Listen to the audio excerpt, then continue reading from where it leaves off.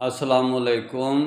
انی جائل فی الارض خلیفہ، زمین کا انسان کو بنایا گیا تھا تو اس کے ساتھ پوری کائنات کو بھی ریلیٹڈ کر لیا گیا تھا۔ سورج، چاند، ستارے، سیارے، ہر چیز، گلیکسیز، سات آسمان، یعنی کہ خلافت اللہ تعالیٰ کی جہاں تک خلافت ہے وہاں تک انسان کی بھی، یعنی کہ جہاں تک اللہ تعالیٰ کی حاکمیت ہے، حکومت ہے، وہاں تک انسان کی خلافت بھی انسان کو دے دی گئی تھی۔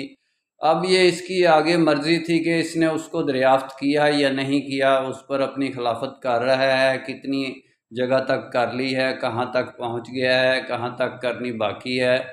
میں آپ کو ایک ایگزامپل دیتا ہوں۔ اگر آپ ایک راکٹ چھوڑیں تو ایک راکٹ دیکھیں نا، ٹھوس، مائع، گیس، تین حالتوں میں مادے کی شکل ہے، تو چارویں حالت جو ہوتی ہے وہ خلا کی ہوتی ہے، اسپیس۔ بھائی ٹھوس، مائع، گیس، کوئی حالت بھی ہے یہ ختم ہو جاتی ہے تو اسپیس شروع ہو جاتا ہے، اسپیس کے بعد پھر ٹھوس، مائع، گیس شروع ہو سکتی ہیں، تو آخر کار اسپیس شروع ہو جاتا ہے۔ پھر آخر کار کوئی اسپیس کا بھی کوئی اینڈ ہوگا کہ نہیں ہوگا؟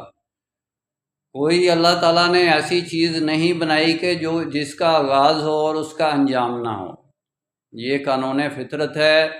کائنات کا اینڈ بھی ہے، کائنات کا اختتام بھی ہے، کائنات کی تسخیر بھی ہے، کائنات کے بارے میں پورا علم انسان کو دے کر بھیجا گیا ہے، اگرچہ یہ ابھی تک یہ 0 پوائنٹ پہ ہی ہے، ABC جان رہا ہے، آگے نہیں پہنچا۔